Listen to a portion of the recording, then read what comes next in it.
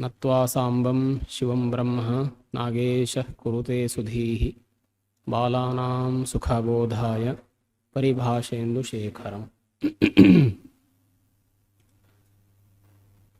भवद्भिः शास्त्रसम्पादनप्रकरणम् अधीतं, बाधबीजप्रकरणम् अधीयते, एवं शास्त्रशेषप्रकरणं तृतीयमस्ति। तत्र शास्त्रसम्पादनम् इत्युक्ते एकस्य सूत्रस्य विधिसूत्रस्य सम्पूर्णतया शास्त्रत्वं कथं सम्पादनीयम्, अनियमे नियमकारिणी परिभाषा इति उच्यते। अतः सन्देहनिवारणं परिभाषायाः कार्यमस्ति। तद्वत् इको यणचि इत्यादिषु कस्य इकः स्थाने यण् इति सन्देहे निवारणार्थं तत्र तस्मिन् इति परिभाषा प्रवृत्ता, येन इको यणचि इति सूत्रस्य सूत्रत्वं नाम सम्पूर्णतया तस्य अर्थः निर्णीतो भवति परिभाषा साहाय्येन। एवं शास्त्रत्वं सम्पादितं क्वचित् एकत्रैव द्वयोः सूत्रयोः अथवा त्रयाणां सूत्राणां प्रवृत्तिर्भवति। तदा कस्य सूत्रस्य प्रवृत्तिः करणीया इत्यपि सन्देहः। तदा तत्र बाध्यबाधकभावं परिकल्प्य उत्सर्गापवादन्यायं परिकल्प्य तत्र अपवादादि न्यायं परिकल्प्य बाधबीजप्रकरणमिति द्वितीयमारब्धं। पुनः अवशिष्टाः ये सन्देहाः अथवा नियमाः सन्ति तान् प्रतिपादयितुं शास्त्रशेषप्रकरणम् आरब्धं। नाम शास्त्रसम्पादने याः परिभाषाः नोक्ताः, बाधबीजेपि याः नोक्ताः नापेक्षिताः अवशिष्टाः परिभाषाः शास्त्रशेषप्रकरणे पठिताः सन्ति। अत्र लघु लघु परिभाषाः विशिष्य वर्तन्ते। बाधबीजप्रकरणे काश्चन परिभाषाः दीर्घाः पठिताः सन्ति, भवद्भिः अधीयमानाः वर्तन्ते। तत्र इदानीं शास्त्रशेषप्रकरणे प्रथमपरिभाषा अस्ति प्रातिपदिकग्रहणे लिङ्गविशिष्टस्यापि ग्रहणम् इति परिभाषा। अत्र सर्वत्रापि परिभाषायाः प्रवृत्तौ कश्चन जिज्ञासा विशेषो भवति, काचन जिज्ञासा भवति, अवतरणिका भवति, अवतारः भवति। नाम कस्याश्चित् परिभाषायाः प्रवृत्तेः पूर्वं तस्याः अपेक्षा कुत्र, अग्रे काञ्चित् परिभाषां वदामः, तस्मात् पूर्वं तत्र जिज्ञासा उपस्थाप्यते, नाम सन्देहः क्वचित् उपस्थाप्यते। अत्र एवं सन्देहः अस्ति, अस्य सन्देहस्य समाधानं किम् इति अवतरणिकां सर्वत्र उपस्थापयन्ति शेखरे।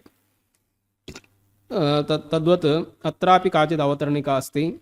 ननु अतः कृकमिकंसकुम्भ इति सत्वम् अयस्कुम्भी इत्यत्र न स्यात्, कुम्भशब्दस्यैव उपादानात् अत आह इति। अतः कृकमिकंसकुम्भपात्रकुशाकर्णीष्वनव्ययस्य इति सूत्रं। तेन सूत्रेण अयस्पात्रम्, अयस्कारः, अयस्कुम्भम् इत्यादिषु सत्वम् उच्यते। एवम् अयस्कुम्भी इत्यत्रापि सत्वं वक्तव्यं वर्तते। परन्तु अतः कृकमिकंस इति सूत्रे कुम्भशब्दस्यैव पाठः अस्ति, कुम्भी शब्दस्य पाठः नास्ति। कृकमिकंसकुम्भपात्र, अतः सूत्रे ये निर्दिष्टाः शब्दाः तेषु परेष्वेव विसर्गस्य सकारः स्यात्। यतोहि सूत्रे यानि पदानि निर्दिष्टानि तेषु परेषु अवश्यं भवति इति अस्माकं सन्देहो नास्ति। परन्तु अयस्कुम्भः इतिवत् अयस्कुम्भम् इतिवत् अयस्कुम्भी इत्यत्रापि सत्वम् अपेक्षितं, परन्तु कुम्भी शब्दस्य पाठः सूत्रे नास्ति। तर्हि कथं वा सत्वं भवेत् इति सन्देहः। तर्हि परिभाषा पठ्यते प्रातिपदिकग्रहणे लिङ्गविशिष्टस्यापि ग्रहणम् इति। प्रातिपदिकग्रहणे प्रातिपदिकस्य ग्रहणं यस्मिन् तत् प्रातिपदिकग्रहणं सूत्रं, तस्मिन् सूत्रे लिङ्गविशिष्टस्यापि ग्रहणं भवति। नाम लिङ्गबोधकप्रत्ययविशिष्टस्यापि प्रातिपदिकस्य ग्रहणं भवति इति परिभाषायाः अर्थः। इदानीं सूत्रे प्रातिपदिकग्रहणे सूत्रे अत्र प्रातिपदिकं नाम प्रातिपदिकसामान्यमपि भवति, प्रातिपदिकविशेषः अपि भवति। प्रातिपदिकसामान्यं नाम किम्? यत्र ज्ञाप्रातिपदिकात् सुपोधातुप्रातिपदिकयोः एवं रूपेण प्रातिपदिकं प्रातिपदिकं प्रातिपदिकम् इति यत्र उक्तं तत् प्रातिपदिकसामान्यग्रहणं। किं प्रातिपदिकम् इति विशिष्टं नास्ति, किमपि प्रातिपदिकं भवितुमर्हति इति तत् प्रातिपदिकम् इति सामान्यग्रहणं।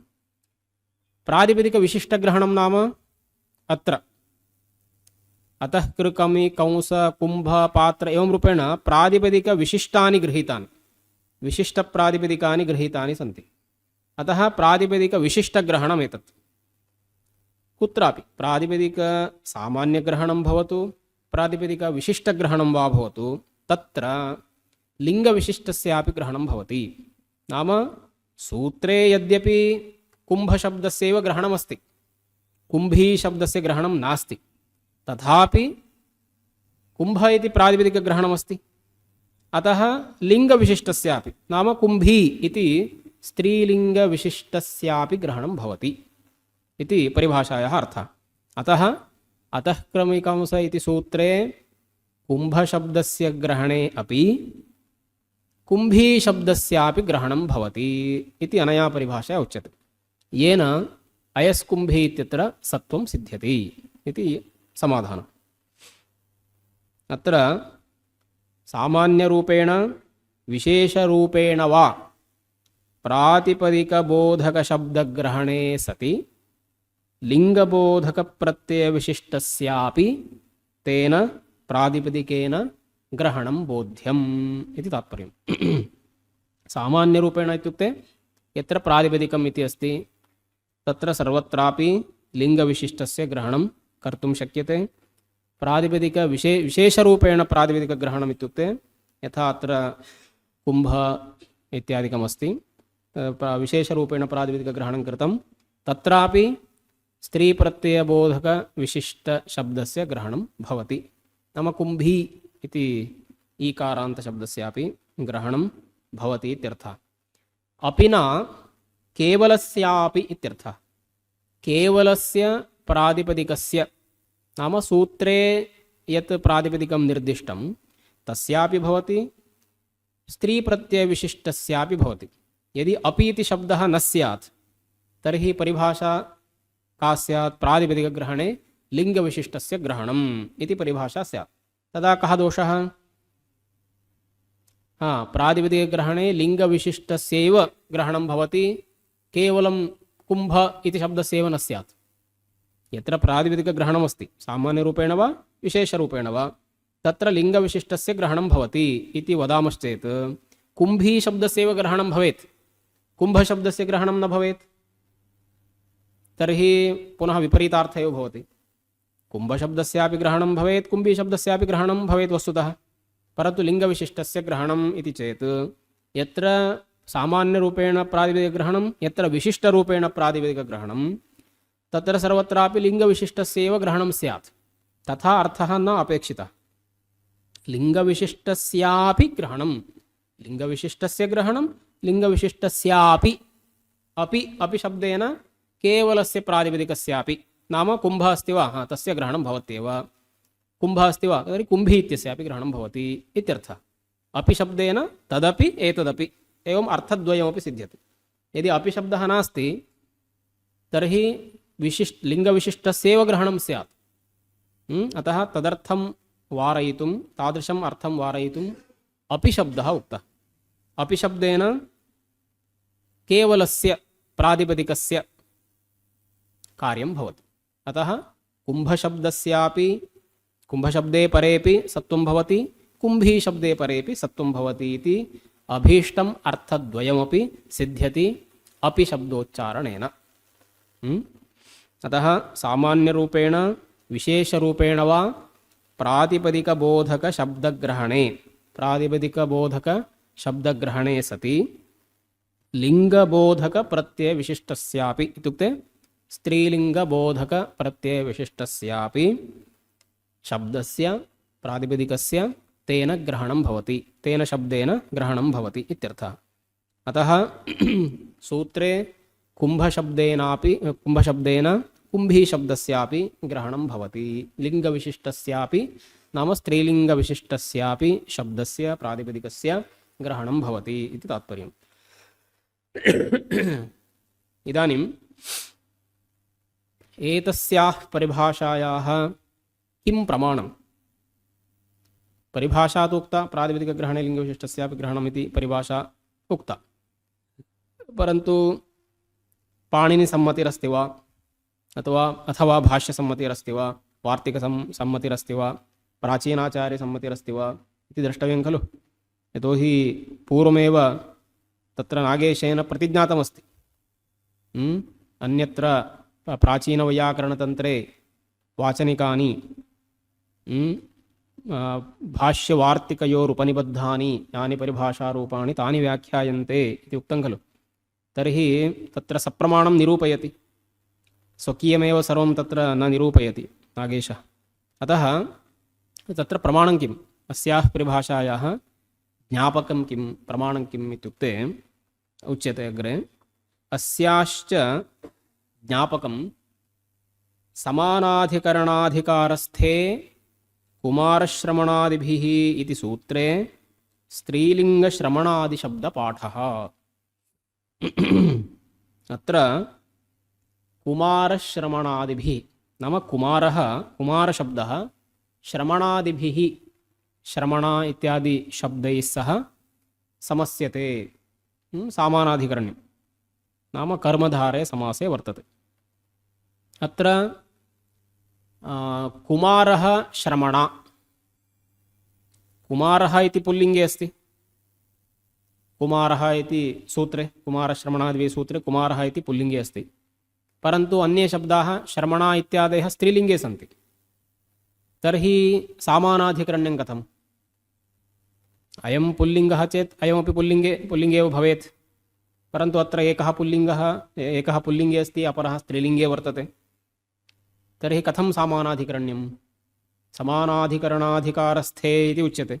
अत एव सामानाधिकरण्यं न भवति खलु इति चेत् अत एव नाम कुमारः इति यद्यपि पुल्लिङ्गे अस्ति चेदपि प्रातिपदिकग्रहणे लिङ्गविशिष्टस्यापि ग्रहणम् इति परिभाषां ज्ञापयति।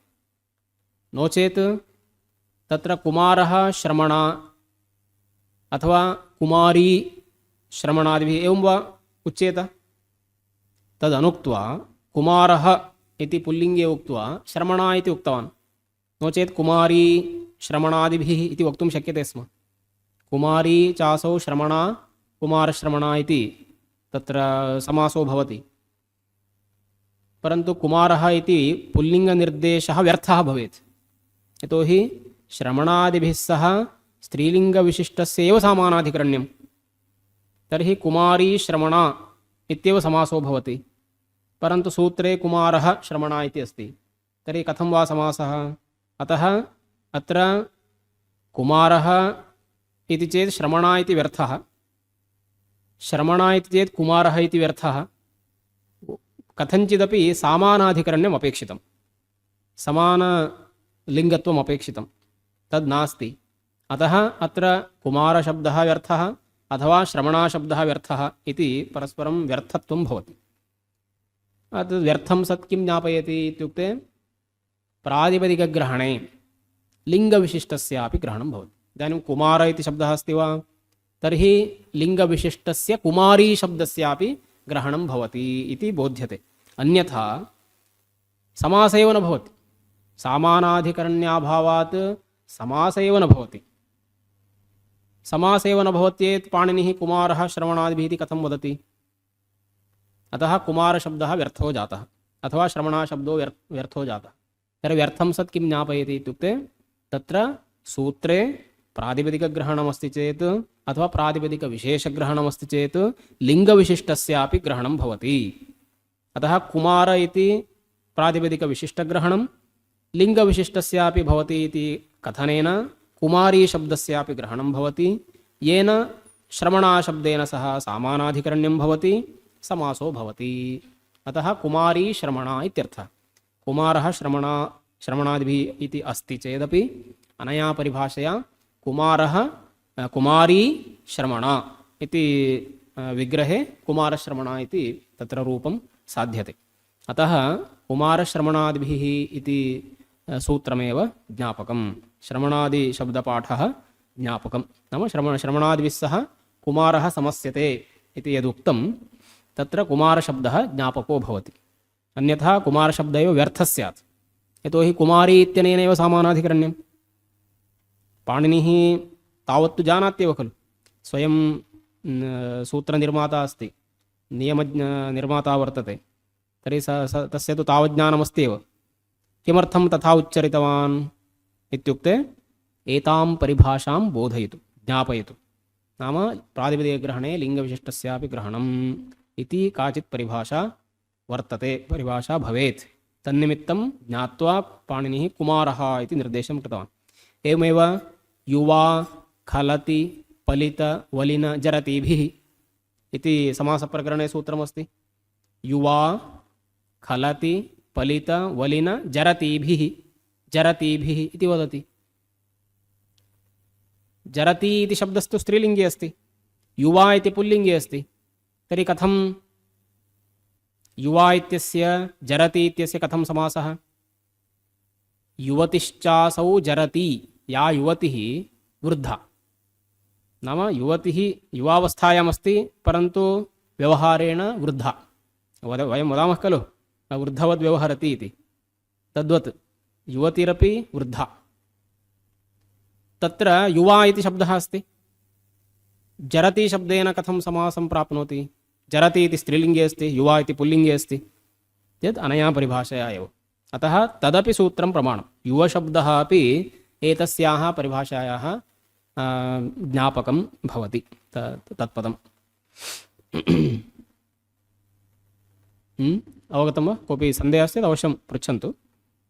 अतः कुमारश्रवणादिभिः इति सूत्रे कुमारशब्दः युवा खलति इत्यादिषु युवशब्दश्च अस्याः परिभाषायाः ज्ञापकं भवति इति।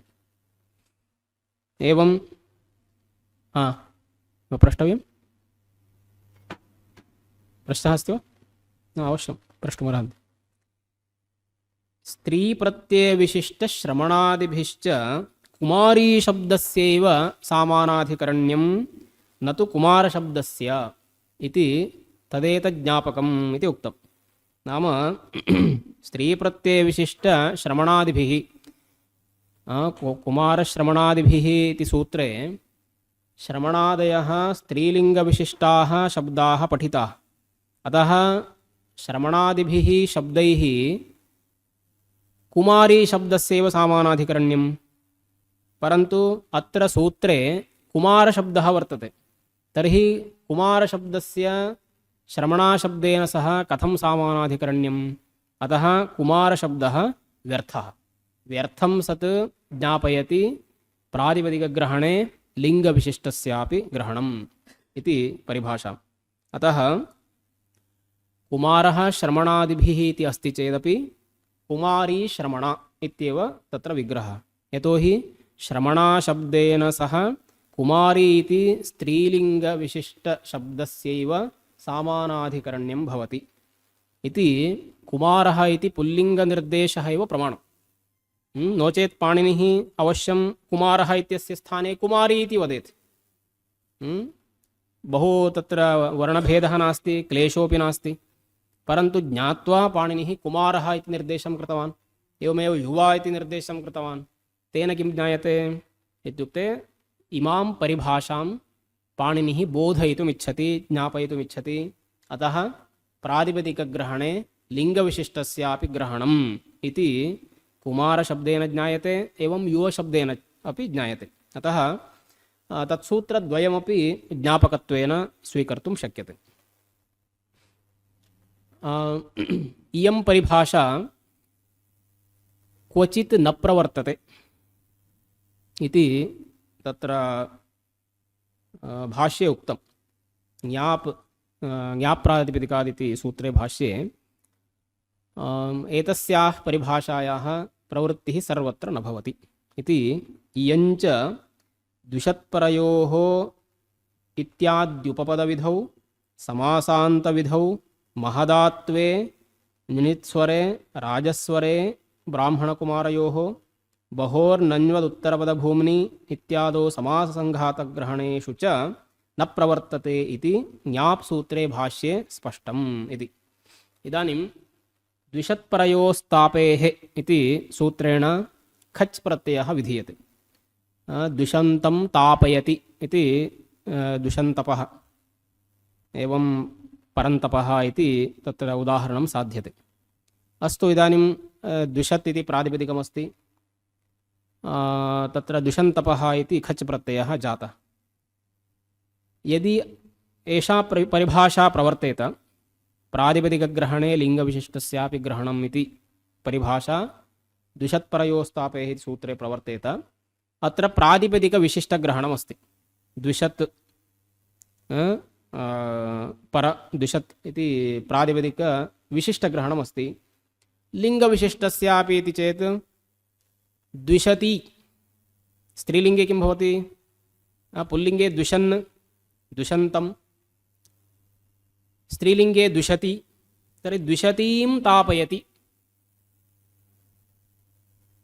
इत्यर्थे अनेन सूत्रेण खच् प्रत्ययः भवति वा इति चेत् न इति उच्यते। नाम उपपदविधौ इत्याद्युपपदविधौ, द्विषत्प्रयोस्तापेः इत्याद्युपपदविधौ एषा परिभाषा न प्रवर्तते। अन्यथा द्विषतीं तापयति इत्यत्रापि द्विषतीं तापः इति स्यात्। यथा द्विषन्तपः इति भवति, तद्वत् द्विषतीं तपः इति अनिष्टं स्यात्। अतः अत्र द्विषत्प्रयोस्तापेः इत्याद्युपपदविधौ एषा परिभाषा न प्रवर्तते। यदि प्रवर्तेत खच् प्रत्ययः स्यात्। खच् प्रत्यये पुनः मुमागमादिकं भवति। अरुर्द्विषदजन्तस्य मुमु, मुमागमे यथा द्विषन्तपः तद्वत् द्विषतीं तपः इति अनिष्टं स्यात्। अतः द्विषत्प्रयोस्तापेः इत्याद्युपपदविधौ एषा परिभाषा न प्रवर्तते। अतः द्विषन्तपः इत्यत्रैव खच् प्रत्ययः, न तु द्विषतीं तापयति इत्यर्थे खच् प्रत्ययः। नाम स्त्रीलिङ्गविशिष्टशब्दस्य उपपदसत्वे नाम उपपदे खच् प्रत्यये खच् प्रत्ययो न भवति। खच् प्रत्ययो न भवति इत्यर्थः। एवमेव समासान्तविधौ इदानीं मद्राणां राजा मद्रराजः, मद्राणां राजा मद्रराजः, राजाः सखेभ्यश्टच्, एतदन्तात् तत्पुरुषात् टच् स्यादिति मद्रराजः परमराजः इति मद्रराजः इति टच् प्रत्ययो भवति। राजन्तः समासः, तत्पुरुषसमासः टच् प्रत्ययो भवति, मद्रराजः इति रूपं सिद्ध्यति, अकारान्तशब्दवत् भवति। तद्वत् मद्राणां राज्ञी इति अस्ति। यतोहि इदानीं राजाः सखिभ्यश्टच् इत्यत्र राजप्रातिपदिकं वर्तते, राजन् इति प्रातिपदिकमस्ति, प्रातिपदिक नाम प्रातिपदिकविशिष्टमस्ति, प्रातिपदिकग्रहणे लिङ्गविशिष्टस्यापि ग्रहणं। तर्हि राजन् शब्दस्य यथा ग्रहणं राज्ञी शब्दस्यापि ग्रहणं भवेत्। राज्ञी शब्दस्य ग्रहणं भवति चेत् मद्राणां राज्ञी इति विग्रहे तत्रापि लिङ्गविशिष्टस्य ग्रहणे राजाः सखिभ्यश्टच् इति टच् स्यात्। तर्हि मद्रराज्ञी इति रूपमेव न स्यात्। अतः समासान्तविधावपि एषा परिभाषा न प्रवर्तते इति तत्र परिगणनं कृतम्। एवमेव महद् आत्वे, महत् शब्दस्य आत्वं विधीयते आन्महतः समानाधिकरणजातीययोः इति सूत्रेण। यथा महान् प्रियः यस्य सः महाप्रियः आन्महतः समानाधिकरणजातीययोः इति सूत्रेण महत् इति तकारस्य आत्वे सवर्णदीर्घे महाप्रियः इति भवति। तद्वत् महती प्रिया यस्य सः, तर्हि तत्रापि आत्वं स्यात्, यतोहि आन्महतः समानाधिकरणजातीययोः इति महच्छब्दस्य प्रातिपदिकविशिष्टस्य ग्रहणमस्ति। अतः अनया परिभाषया लिङ्गविशिष्टस्य ग्रहणे महती शब्दस्यापि ग्रहणं स्यात्। तर्हि महती शब्दे अपि आत्वं स्यात्, तर्हि महती प्रियः इति रूपं न भवेत्। अतः महदात्वेपि नाम महच्छब्दस्य आत्वेपि एषा परिभाषा न प्रवर्तते इति तत्र परिगणनं कृतम्। एवमेव निनित्यादिर्नित्यम् इति तत्र उदात्तस्वरः विधीयते। यथा दक्षस्य अपत्यं दाक्षिः, दक्षस्य अपत्यं पुमान् दाक्षिः, अत इन् इति सूत्रेण ई प्रत्ययः विधीयते अपत्यार्थे। तत्र दाक्षिः इत्यत्र इकारस्य निनित्यादिर्नित्यम् इति सूत्रेण यथा स्वरः विधीयते, नाम उदात्तस्वरः विधीयते, तद्वत् दक्षस्य अपत्यं स्त्री दाक्षी इत्यत्रापि स्वरः स्यात्। यदि प्रातिपदिकग्रहणे लिङ्गविशिष्टस्यापि ग्रहणमिति उच्येत, तर्हि दाक्षी इति इतो मनुष्यजातेः इति दाक्षी शब्दात् ङीषि दाक्षी इति ईकारान्तशब्दः निष्पद्यते स्त्रीलिङ्गे। अत्र अतै सूत्रेण ई प्रत्ययः विहितः। अतै इति तत्र प्रातिपदिकसामान्यग्रहणं, तद्विशिष्टस्यापि स्त्रीलिङ्गबोधकविशिष्टस्यापि ग्रहणे दाक्षी शब्दस्यापि ग्रहणं कर्तुं शक्येत।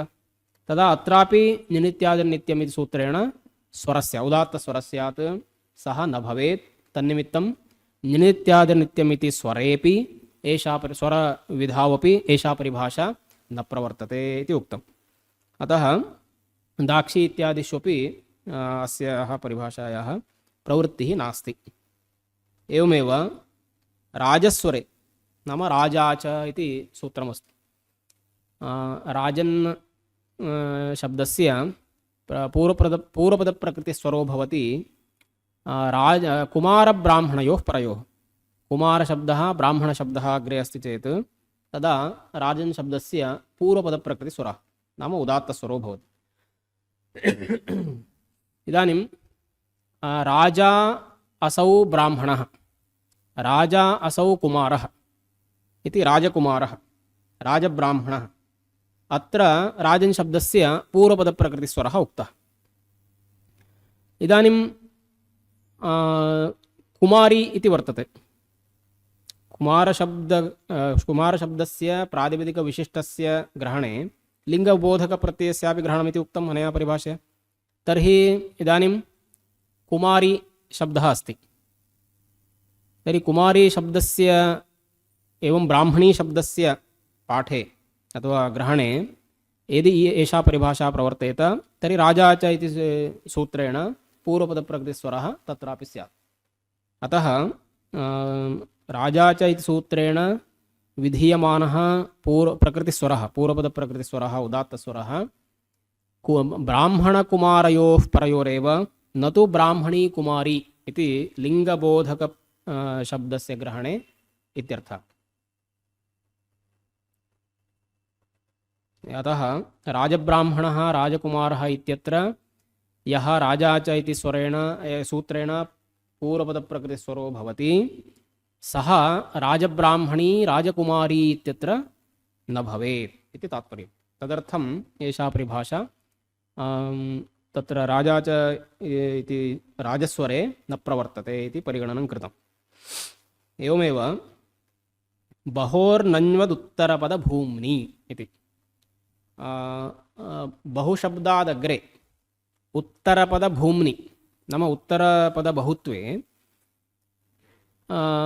तत्रापि पूर्वपदप्रकृतिस्वरः उक्तः बहोर्नन्वदुत्तरपदभूम्नि इति सूत्रेण बहवः गोमन्तः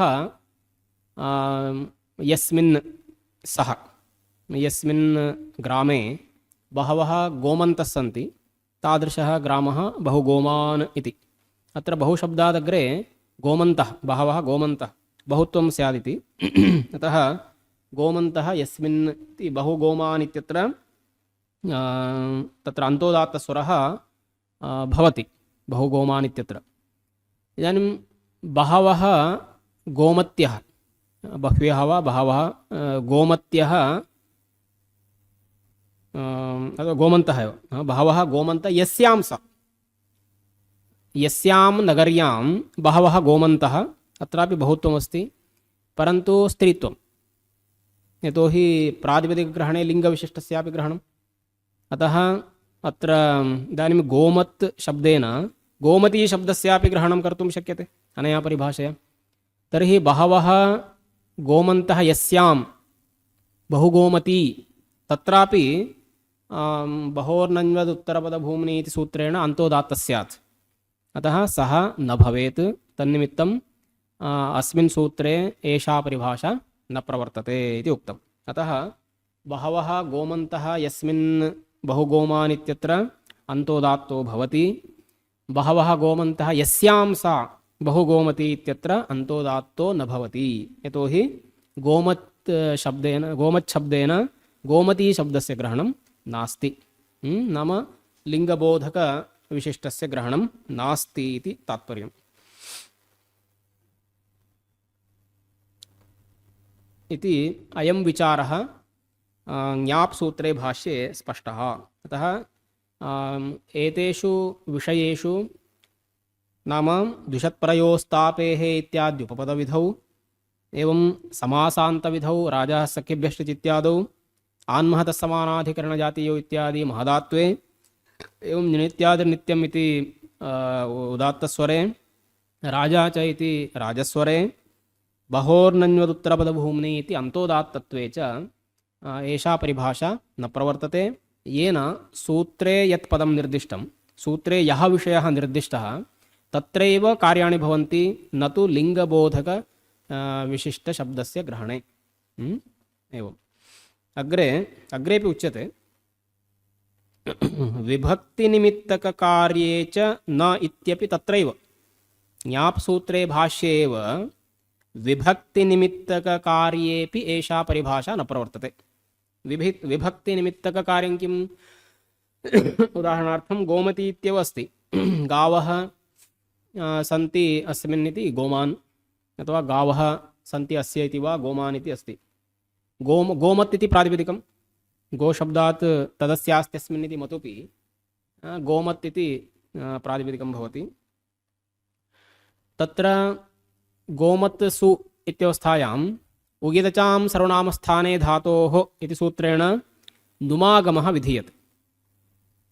उगित् प्रातिपदिकं यदस्ति उगित् प्रातिपदिकमिति तत्र सामान्यं यत्र उक् इत् अस्ति तादृशं प्रातिपदिकं सर्वमपि तद् उगित् साक्षात् प्रातिपदिकं भवति यथा भवतु इत्यादिषु क्वचित् उगित् यथा उगितश्च इति ङीप् विधीयते उगित् शत्रुप्रत्ययान्तशब्दोऽपि उगित् भवति यथा पचन्ति गच्छन्ति एवं रूपेण उगितश्च इत्यत्र सः विषयः अस्ति। अत्र उगितचां सर्वनामस्थाने धातोः इत्यत्र अनेन सूत्रेण नुमागमः विहितः। गोमान् इत्यादिषु गोमत् सु इत्यवस्थायां तत्र तकारात् पूर्वं नुमागमः गोमन्त् उपधादीर्घे गोमान्त् सु पुनः सकारलोपे संयोगान्तलोपे गोमान् इति रूपं सिद्ध्यति प्रक्रिया। इदानीं उगितचां सर्वनामस्थाने धातोः इति सूत्रेण विधीयमानः नुमागमः यथा गोमान् इत्यत्र भवति तद्वत् गोमती इत्यत्र भवति वा न वा? गोमती अत्र गोमत् उगित्वात् उगितश्च इति ङीप् तर्हि स्त्रीप्रत्ययविशिष्टशब्दः अस्ति गोमती इति। उगीतश्च इति तत्र उगीतचाम् इति प्रातिपदिकग्रहणमस्ति। तर्हि लिङ्गविशिष्टस्यापि ग्रहणे गोमती शब्देपि नुमागमः स्यात्। तर्हि गोमती इति न स्यात्, तत्र पुनः गोमन्ती इति अनिष्टं किमपि स्यात्। अतः उगितचां सर्वनामस्थाने धातोः इति सूत्रेण विधीयमानः नुमागमः अनया परिभाषया लिङ्गविशिष्टस्य ग्रहणे नाम गोमती शब्दे न भवति। अतः गोमन्ती इत्यादिकं न भवति, गोमती इत्येव। यतोहि नुमागमः विभक्तौ सत्यां भवति। उगितचां सर्वनामस्थाने अधातोः सर्वनामस्थाने, सर्वनामस्थानम् इत्युक्ते विभक्तिरेव। सुडनपुंसकस्य इति तत् सर्वनामस्थानसंज्ञा उक्ता। स्वादि पञ्चवचनानि सर्वनामस्थानसंज्ञानि स्युः। अतः एतद् विभक्तिकार्यमेव भवति। अतः विभक्तिकार्येपि एषा परिभाषा न प्रवर्तते इत्युक्ते लिङ्गविशिष्टस्य ग्रहणं नास्ति इति तात्पर्यम्। अनन्तरं तत्र समासान्तविधौ अवयवग्रहणे एव न, अपितु समाससङ्घातग्रहणे तु प्रवर्तते एव। समाससमुदायग्रहणे तु प्रवर्तते, समासान्तविधौ अवयवग्रहणे। अवयवग्रहणे इत्युक्ते इदानीं मद्राणां राजा मद्रराजः इति उक्तम्। अत्र राजाः सखिभ्यश्टच इति सूत्रेण टचः आशंका कृता अनया परिभाषया। तर्हि समासान्तविधौ न प्रवर्तते इति उक्तम्। समासान्तविधौ अत्र कः विवक्षितः? राजन् शब्दः विवक्षितः। नाम राजन् इति प्रातिपदिकग्रहणे राज्ञी इति लिङ्गविशिष्टस्य ग्रहणमिति उक्तं। तर्हि अत्र समासान्तविधौ इत्युक्ते टच् प्रत्ययविधौ अवयवग्रहणे इत्युक्ते अवयवग्रहणं नाम केवलम् अत्र राजन् इति शब्दः, राजन् शब्दग्रहणे एव न।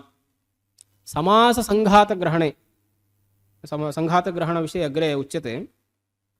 तत्र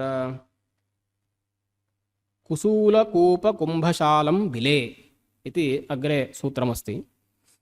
तत्र समाससङ्घातग्रहणे विधीयमानः स्वरः अन्तोदात्तस्वरः भवत्येव। कुत्र? स्त्रीलिङ्गविशिष्टग्रहणेपि भवत्येव।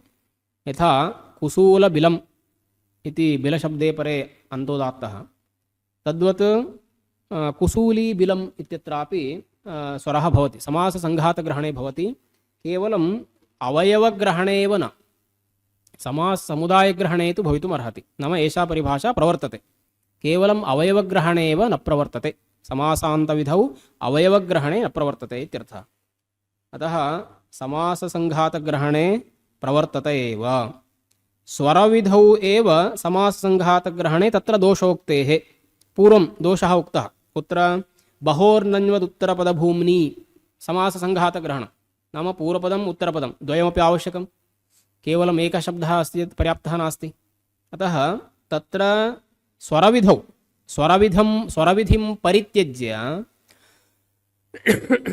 अन्यत्र समाससङ्घातग्रहणे एषा परिभाषा प्रवर्तते। केवलं स्वरविधावेव समाससङ्घातग्रहणे इयं परिभाषा न प्रवर्तते। अतः बहोर्नन्वदुत्तरपदभूम्नि इत्यादिषु तत्र बहुगोमती इत्यादिषु एषा परिभाषा न प्रवर्तते इति उक्तं। परन्तु कुसूलबिलम् इत्यादिषु एषा परिभाषा प्रवर्तते इति उच्यते समाससङ्घातग्रहणे, केवलं स्वरविधावेव इति। अतः स्वरविधौ एव समाससङ्घातग्रहणे तत्र दोषोक्तेः पूर्वं दोषः उक्तः इति बहुव्रीः रूढसोङीषिति सूत्रस्थभाष्याच्च एतत् सूत्रभाष्यमपि तत्र प्रमाणम्।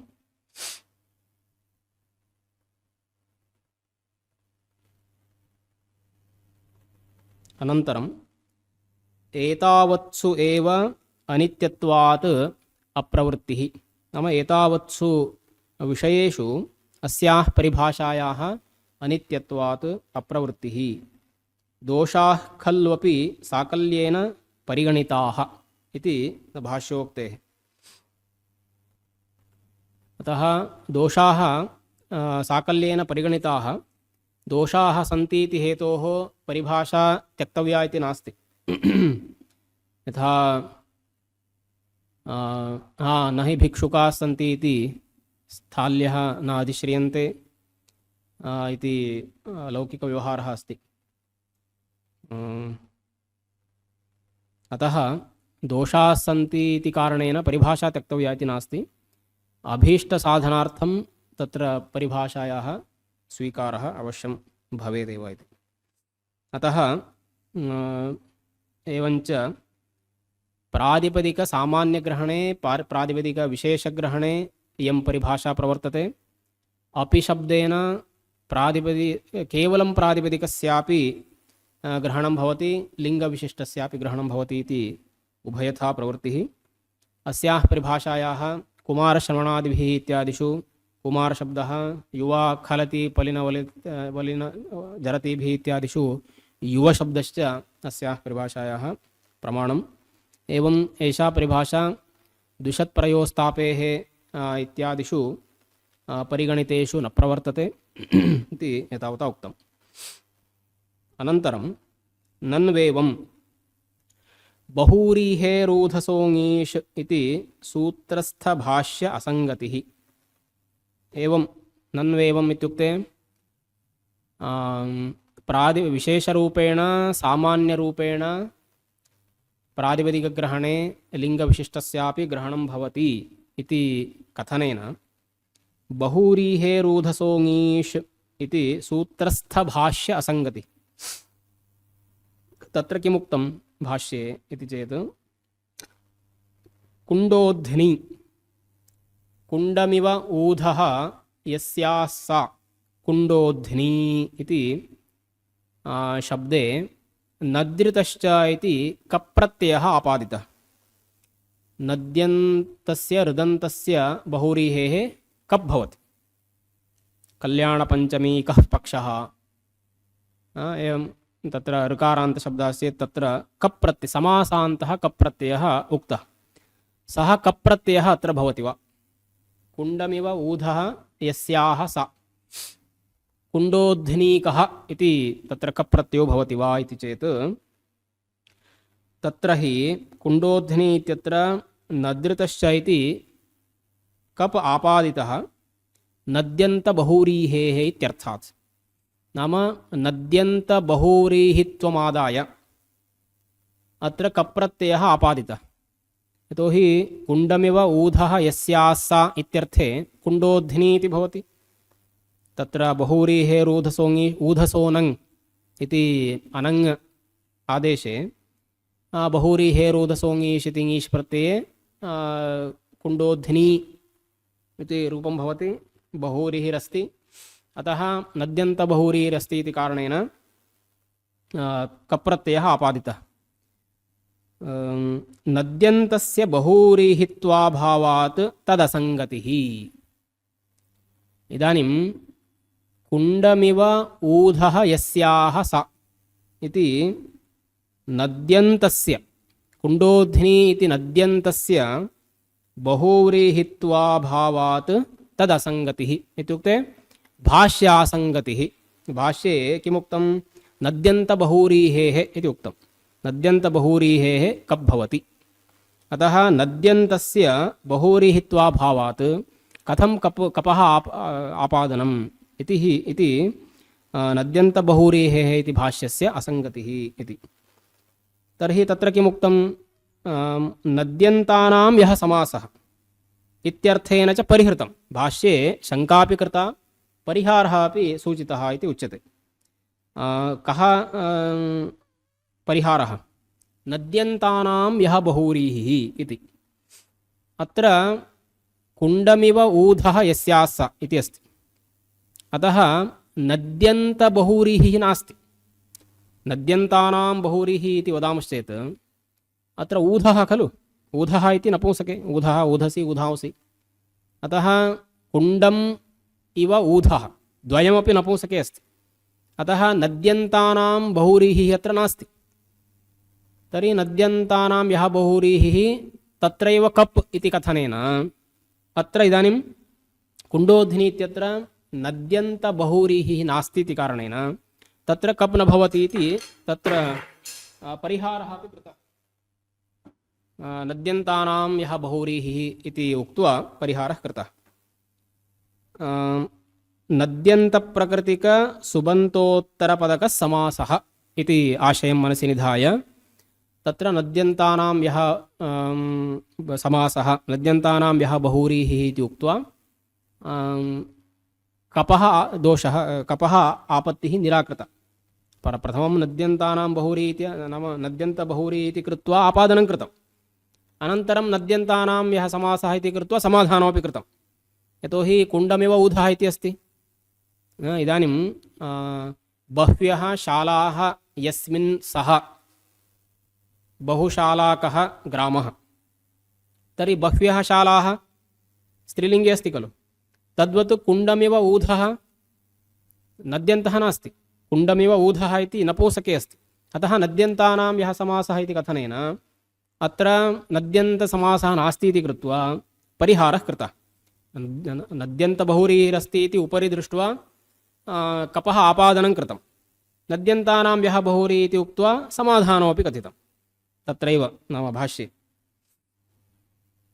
इति चेत् न अयं पूर्वपक्षः नन्वेवमित्यारभ्य नाम विशेषरूपेण सामान्यरूपेण वा प्रातिपदिकग्रहणे लिङ्गविशिष्टस्यापि ग्रहणम् इति परिभाषा स्वीकारे तत्र भाष्य असङ्गतिः। तत्र का असङ्गतिः इत्युक्ते एवं रूपेण शङ्का कृता नद्यन्तबहुव्रीहिः इत्याश्रित्य नद्यृतश्च इति कपाबादितः पुनः तत्रैव समाधानमपि कृतम् इति चेत् एवं नास्ति। अनया परिभाषया स्त्रीप्रत्ययसमभिव्याहारे तद्रहिते दृष्टानां प्रातिपदिकतद्व्याप्यधर्माणां विशिष्टेपि पर्याप्तत्वम् अतिदिश्यते इत्याशयात्। इयं परिभाषा कुत्र प्रवर्तते? यत्र प्रातिपदिकग्रहणमस्ति नाम प्रातिपदिकविशिष्टग्रहणं प्रातिपदिकसामान्यग्रहणमस्ति तत्रैव इयं परिभाषा प्रवर्तते। यत्र लिङ्गविशिष्टबोधकशब्दः एव अस्ति तत्र इयं परिभाषा न प्रवर्तते। इदानीं स्त्रीलिङ्गे कश्चन शब्दः अस्ति तर्हि स्त्रीलिङ्गविशिष्टस्य ग्रहणमिति पुनः उच्यते वा?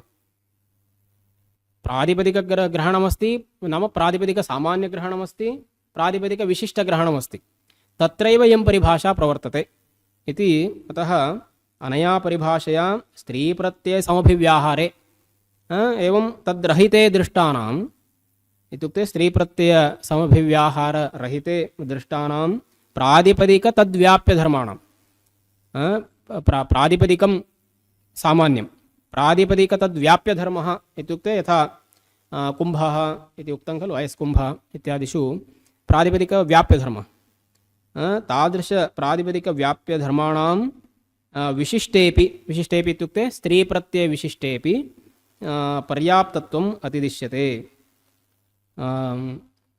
तत्र स्त्रीप्रत्ययविशिष्टबोधकत्वम् अतिदिश्यते इति आशयात्। एवं रूपेण तत्र बहुव्रीहेरूधसोङीष् इति सूत्रे भाष्ये यः कप् आपादितः सः निराक्रियते।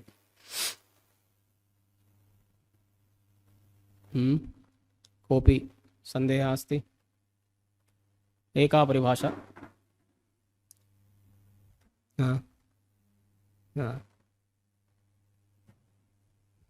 इति लघ्वी परिभाषा अस्ति, एकघण्टायां समाप्यते इति स्वीकृता। प्रथमपरिभाषा अपि अस्ति शास्त्रशेषप्रकरणे।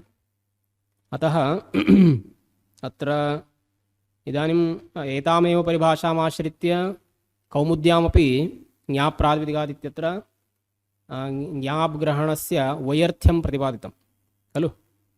ज्ञाप्रातिपदिकादित्यत्र प्रातिपदिकग्रहणे लिङ्गविशिष्टस्यापि ग्रहणम् इति परिभाषया एव सिद्धे ज्ञाप्ग्रहणं ज्ञाबन्तात् तद्धितोत्पत्तिर्यथा स्यात् ज्ञाभ्यां प्राङ्मा भूत् इत्येवमर्थम् इति एतामेव परिभाषामाश्रित्य तत्र ज्ञाप्ग्रहणं प्रत्याख्यातं, ज्ञाप्ग्रहणं नियमार्थमिति उक्तम्।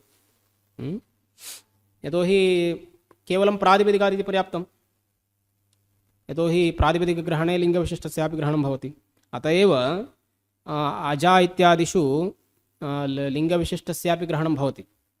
अज इत्यस्यैव प्रातिपदिकत्वम्, अर्थौधातुरप्रत्ययः प्रातिपदिकम् अथवा कृतसमासाश्च इति व्युत्पत्तिपक्षे तत्र अजा इत्यादिषु अश्व इत्यादिषु प्रातिपदिकत्वं भवति।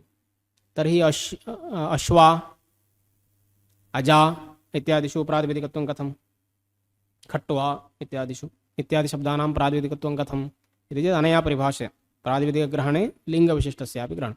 इदानीम् अजाद्यदष्टाप् इत्यत्र अजादिशब्दाः पठिताः, प्रातिपदिकं पठितं, तर्हि तद्विशिष्टस्यापि ग्रहणं भवति।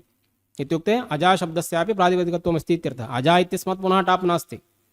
अजाद्यदष्टाप् इति अजशब्दात् टाप् प्रत्ययो भवति। टाप् प्रत्ययानन्तरम् अजाशब्दस्य प्रातिपदिकत्वमस्ति वा न वा इति चेत् तत्र प्रातिपदिकग्रहणे लिङ्गविशिष्टस्यापि ग्रहणम्। अतः अजशब्दः अपि प्रातिपदिकम् अजाशब्दः अपि प्रातिपदिकम् इति अस्याः परिभाषायाः बहूनि प्रयोजनान्यपि सन्ति इत्यर्थः। अतः ज्ञाप्रातिपदिकात् इत्यत्र प्रातिपदिकग्रहणेनैव लिङ्गविशिष्टस्यापि ग्रहणं भवति। अतः ज्ञाप् ग्रहणं तत्र नियमार्थम् आर्यकार्यिका इत्यादिषु तस्य प्रयोजनम् उक्तम्।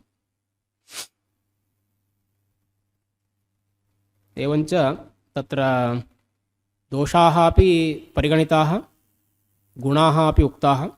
एवञ्च यत्र अभीष्टसिद्धिर्भवति, यत्र साधु उदाहरणम् अथवा साधु शब्दः निष्पादनीयः, तत्र परिभाषायाः सञ्चारः करणीयः।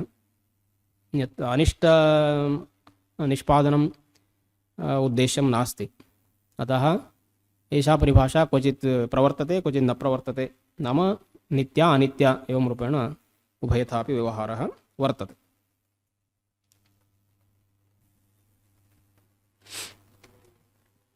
ओम शान्ति शान्तिः।